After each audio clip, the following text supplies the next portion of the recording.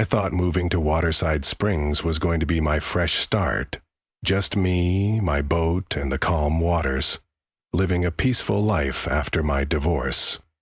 But it didn't take long before that peace was shattered by Carla Edwards, a woman who had no problem calling herself the president of the HOA, even though no one had elected her.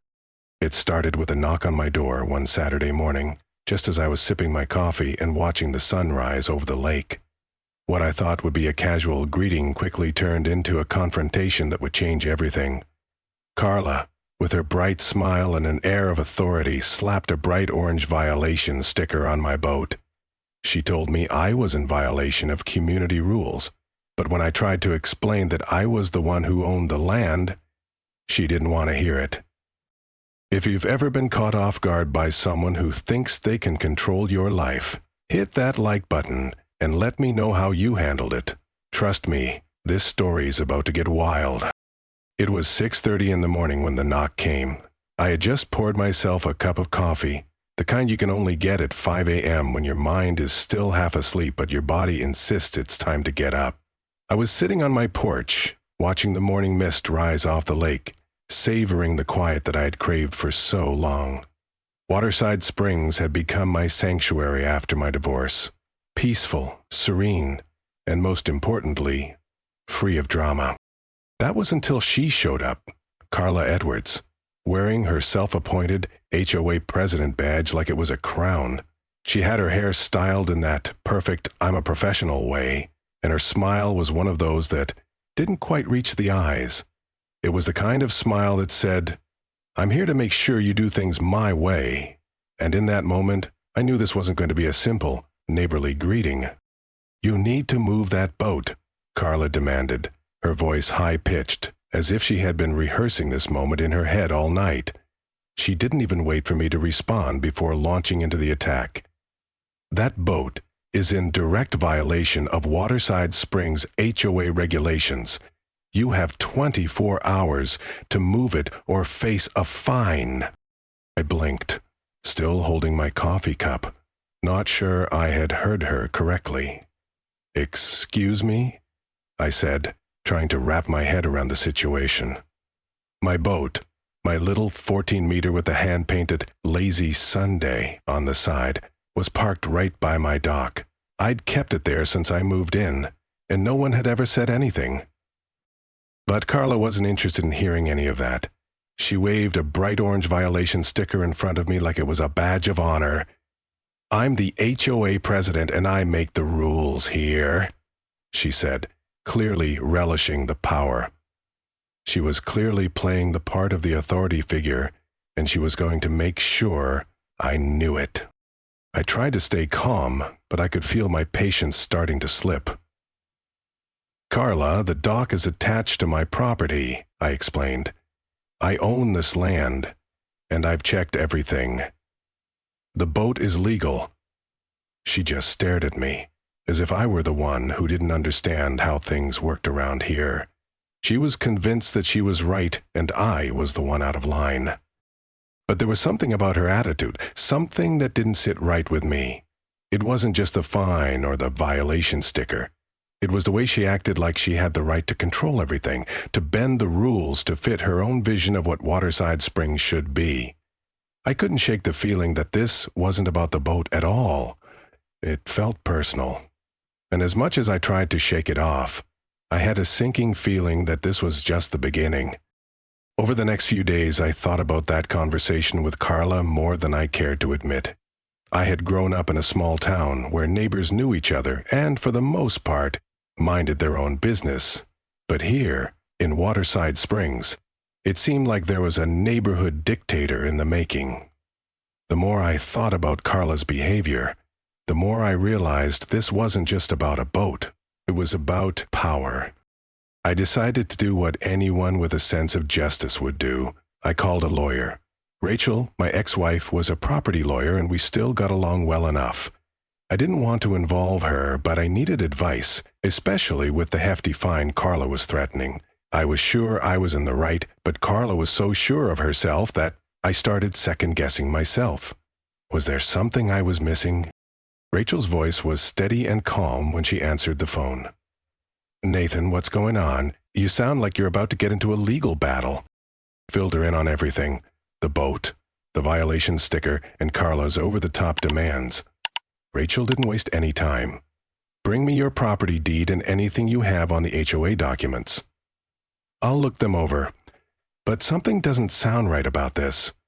Most HOAs can't just fine someone $500 0 cents a day without clear justification."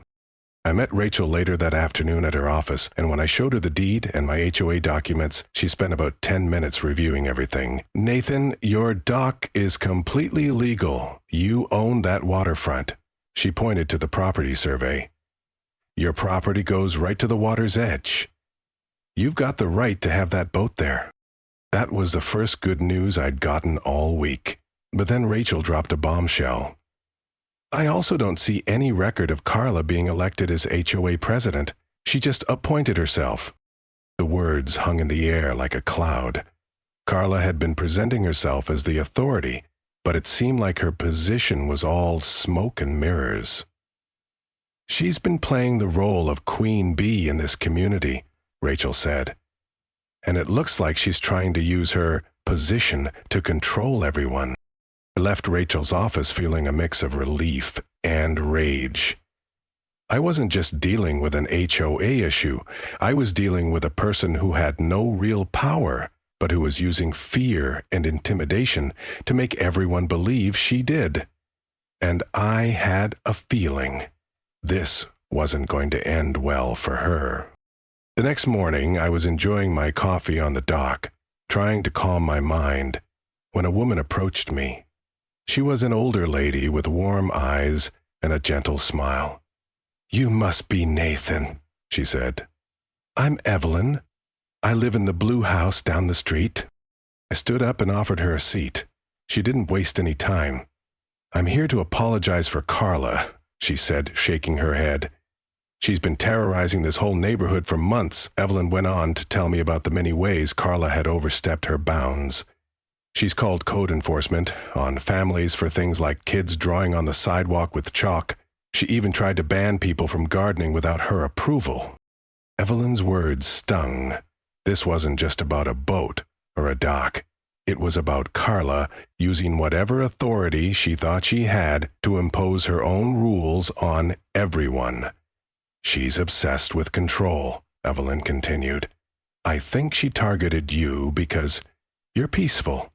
You've got a good thing going, and that probably drives her crazy." Her words stuck with me, and suddenly everything started to make sense. Carla wasn't just trying to make sure everyone followed the rules. She was trying to crush anyone who didn't fall in line with her vision of the neighborhood, and I had unknowingly become her latest target. The next few days passed quietly enough. Carla had disappeared from the scene for a while, and I thought maybe she had gotten the message. I was wrong. On Wednesday, as I returned from a morning run, I saw a bright yellow notice stuck to my front door. My heart sank as I read the words, "Violation Notice, Unauthorized Dock Use." The fine was, of course, a staggering $500. 0 cents a day. I couldn't believe it. I stood there, staring at the paper as my mind raced. Was this real? Was I going to have to pay a fine for something that was perfectly legal? The legal documents Rachel had reviewed clearly stated that the dock was mine, and the house had been built on land that extended to the water's edge. Yet Carla was clearly not backing down. I texted Rachel immediately, "We need to go over this again. There's no way she can get away with this." Rachel replied within minutes, "I'll call you in an hour." As I sat there, seething with frustration, a thought hit me. Maybe this wasn't just about the boat after all. This was about control. Carla had taken one look at my peaceful setup by the water and decided that my quiet little slice of paradise didn't fit into her idea of a perfect community. And she was going to change that, no matter what. I decided to take a different approach. If she wanted a fight, I would give her one, but on my terms. I spent the next few hours gathering every piece of documentation I could find about the dock. the property, and the HOA itself. I even took new photographs of the boat on the dock, documenting that everything was in perfect condition with no violations whatsoever. Rachel called me back later, sounding more serious than usual. "Nathan, this is starting to get ridiculous. I've looked at the HOA rules again, and there's no mention of a dock maintenance fee. Carla's trying to pull a fast one, and we're not going to let her get away with it." We discussed the next steps in detail. First, Rachel suggested we contact the county to confirm the legality of the dock and to make sure the violation notice was actually legitimate. Then, we would take the fight directly to the community center. I needed to confront Carla in front of the other residents and show everyone exactly who was in charge of Sunset Harbor, and it wasn't Carla.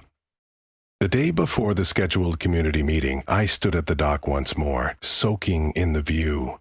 The serenity of the lake had always been my refuge, and now it felt like my battleground.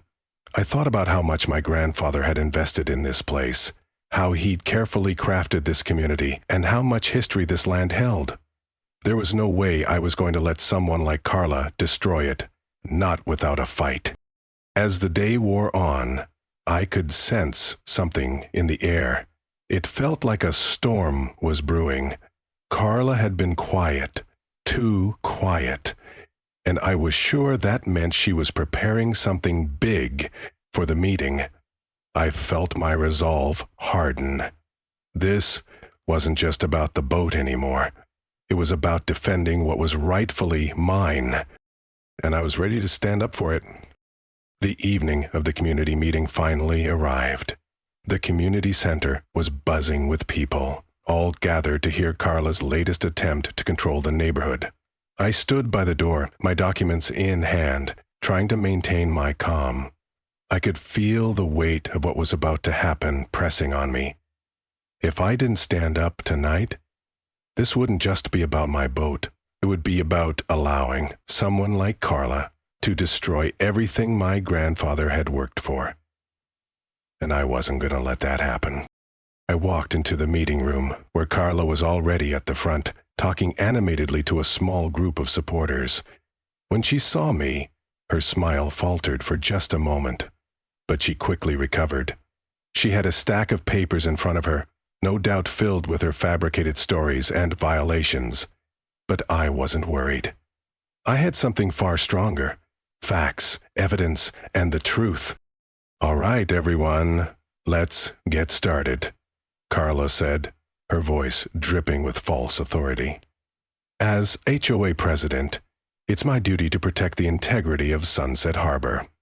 Tonight, we'll address the issue of unauthorized dock use." She looked right at me as she said this, a smirk on her face. "Nathan Cole, if you would come up here and explain yourself." The room fell silent, and I could hear the whispers behind me as I made my way to the front. I took a deep breath, walking past Carla with my head held high. She hadn't expected me to come so prepared, but tonight, she was going to hear the truth. I placed my stack of documents on the table and addressed the room. I'd like to start by saying that I understand the importance of community regulations. I believe in following the rules. But tonight, I'm here because Carla has gone too far. The dock that she's claiming is a violation, well, it's actually completely legal. I have the deed to this property, and as you can see, it extends all the way to the water's edge. This is my land, and I have the right to use it as I see fit. I could see Carla's face turning red as she gripped her papers tighter, trying to interrupt, but I raised my hand to stop her. "The county confirms that the dock is fully permitted," I continued, "and there are no violations of any kind. The notice that Carla issued is completely unfounded. It's a tactic to try and force me out of my own property." A few of the residents in the room exchanged glances, and I could feel the tide beginning to turn. Carla wasn't the infallible leader she thought she was. People were starting to realize that. Carla tried to regain control, standing up abruptly. "That's not true," she sputtered. "The dock is in violation of community standards. I've worked tirelessly to keep this neighborhood pristine, and now Nathan wants to turn this into a battleground over his boat. This can't be allowed. I looked around at the faces in the room and then back at Carla. What you've been doing, Carla, is not protecting this community. It's about power. You've been making arbitrary rules, levying fines, and bullying people who don't agree with you, and it ends tonight. I paused for a moment to let the words sink in. The room was completely silent now. It was clear that Carla's grip on the HOA was slipping. I've also come to learn, I said, my voice calm but firm, that Carla has appointed herself president of an HOA that doesn't even officially exist. She's not even a homeowner here. She's a renter, just like some of the rest of you. This whole power trip is based on lies and manipulation. At that, the murmurs began to rise. Some of the residents were starting to look more uncomfortable with the situation. I had given them the truth, and now it was undeniable. Carla's face turned an even deeper shade of red. "This is slander," she shouted. "I am the president of this HOA. I have every right to make decisions for this neighborhood." I held up my hand again to stop her. "Actually, Carla," I said, "you don't. Not anymore. This HOA was never formally elected. You've been making decisions based on nothing but your own desire for control, and tonight, that ends." I turned to face the residents, addressing them directly. "I'm asking for your support.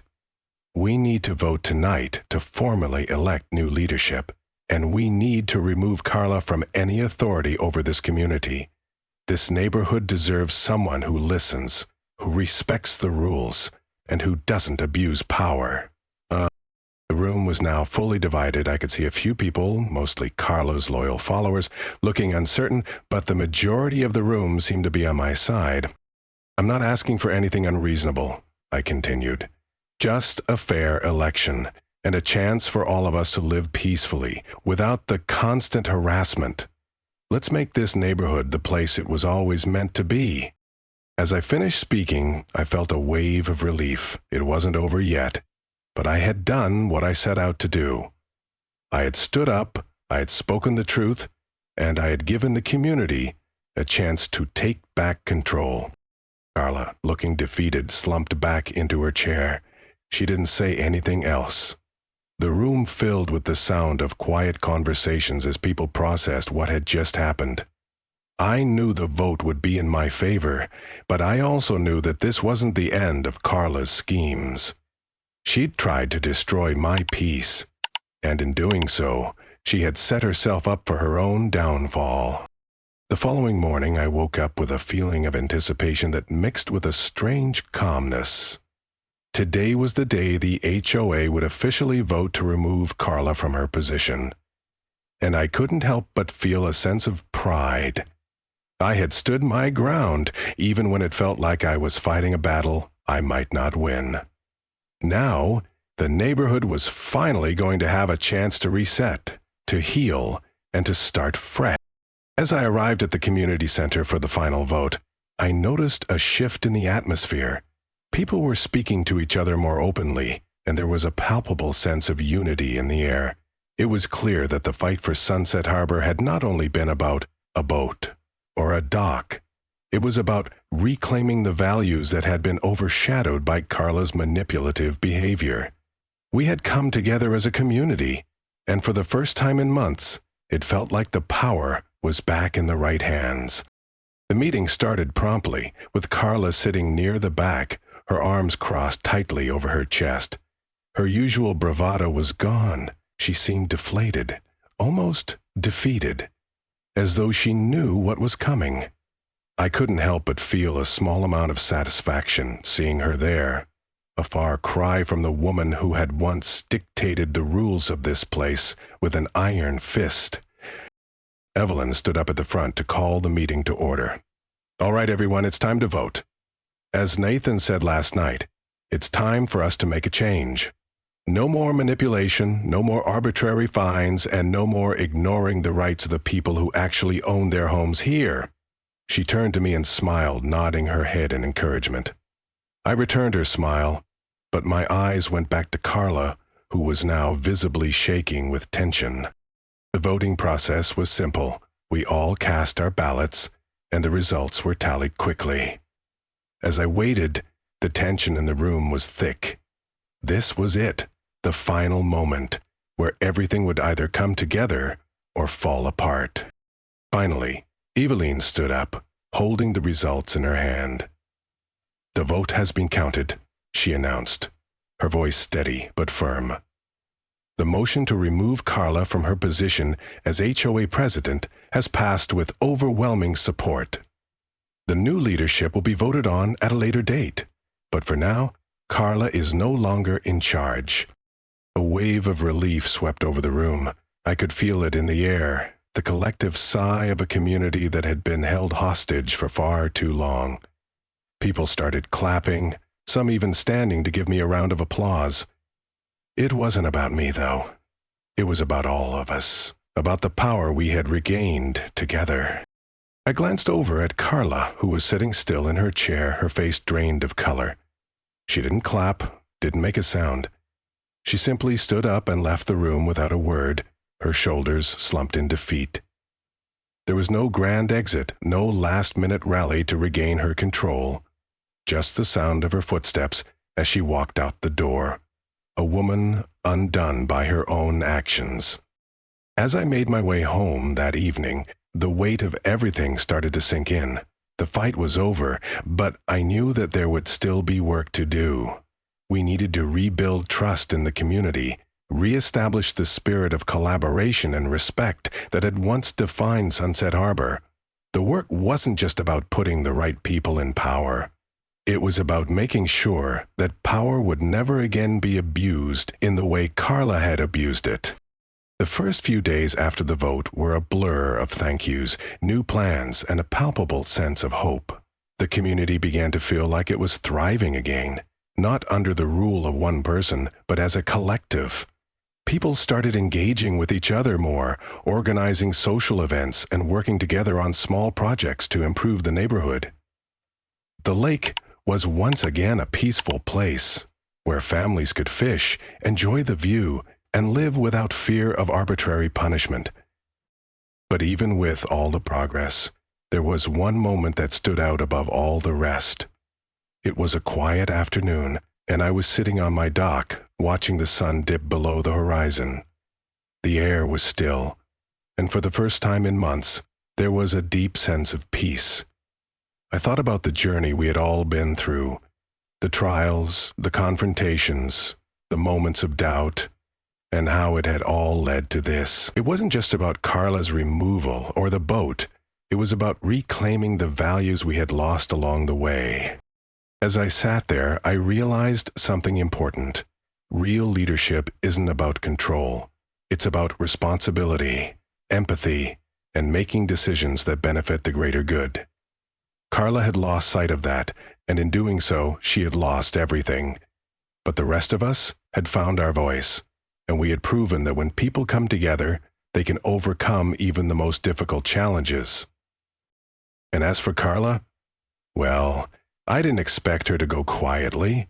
I knew she'd continue to try to undermine the new leadership, but I also knew that this time, she wouldn't succeed. We had built something stronger than her petty authority, something real and lasting. As the stars twinkled above Sunset Harbor Lake, I couldn't help but feel a sense of pride in what we had accomplished. It wasn't just about winning. It was about standing up for what was right, together, as a community. Thanks for listening to my story. If anything here reminded you of your own life, drop a comment, like and subscribe. I'd love to hear from you.